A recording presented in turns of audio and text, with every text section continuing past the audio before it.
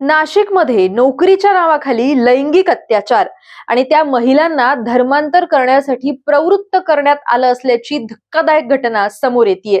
हे सगळं एका मल्टीनॅशनल कंपनीत घडत होतं हे विशेष।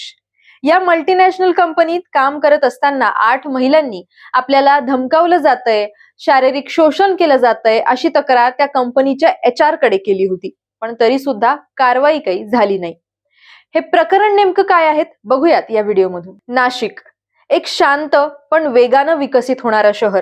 नुकताच उघड झालेल्या भोंदू अशोक खरातच्या प्रकरणानं नाशिकच्या नावावर तसाच ठपका बसला होता।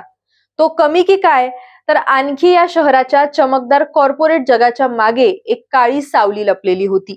अशी सावली जी समोर आली आहे आणि आता सगळ्यांना हादरवून सोडलंय। काही निष्पाप महिला ज्यांनी स्वप्न पाहिलं होतं स्वतःच्या पायावर उभं राहण्याचं, पण त्याच स्वप्नांचा वापर करून त्यांना जाळ्यात ओढलं गेलं। नाशिक मधल्या एका नामांकित मल्टीनॅशनल कंपनीत नोकरीचं आमिष दाखवलं गेलं। माझ्यामुळे तुला जॉब मिळाला असं सांगून उपकाराचं ओझं टाकलं गेलं आणि मग सुरू झालेत अत्याचार। पीडितेच्या एका तक्रारीनुसार सुट्टीच्या दिवशी तिला एका रिसॉर्टवर नेऊन तिच्यावर अत्याचार करण्यात आला। कामाच्या ठिकाणी महिलांच्या अवयवांकडे पाहून अश्लील हावभाव करणं, त्यांच्या धर्माबद्दल आक्षेपार्ह टिप्पणी करणं असे प्रकार तिथं सुरू होते। केवळ महिलाच नाही तर एका तरुण कर्मचाऱ्याला सुद्धा धर्मांतरासाठी भाग पाडण्यात आल्याचा धक्कादायक खुलासा या तपासात समोर आलेला आहे। पीडित महिलांनी मदतीसाठी कंपनीच्या HR कडे सुद्धा धाव घेतली होती, पण तिथे सुद्धा त्यांना न्याय मिळाला नाही।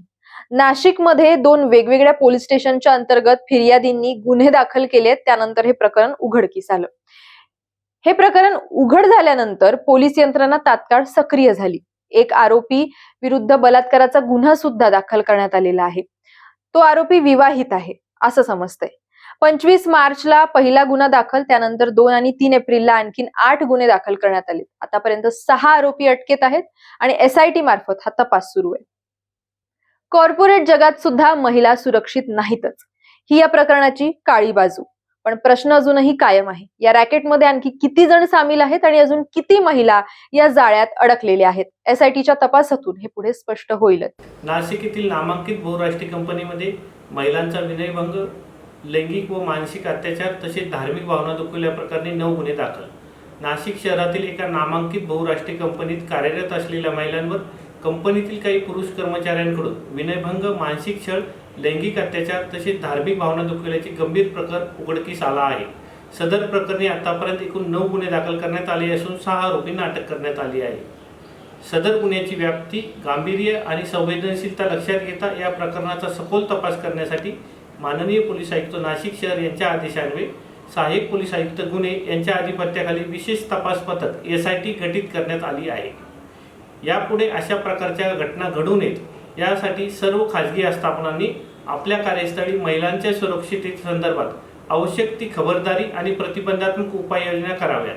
कोणत्याही महिलेला विनयभंग किंवा अत्याचारासंबंधी तक्रार असल्यास त्यांनी CP WhatsApp क्रमांक 9923323311 यावर संदेश पाठवू शकतात किंवा नियंत्रण कक्ष क्रमांक 112 वर संपर्क साधू शकतात। तक्रारदार महिला, संस्था किंवा माहिती देणाऱ्या व्यक्तीची ओळख गोपनीय ठेवण्यात येईल असे आवाहन माननीय श्री संदीप कर्णिक पोलीस आयुक्त नाशिक शहर यांच्या वतीने करण्यात येत आहे।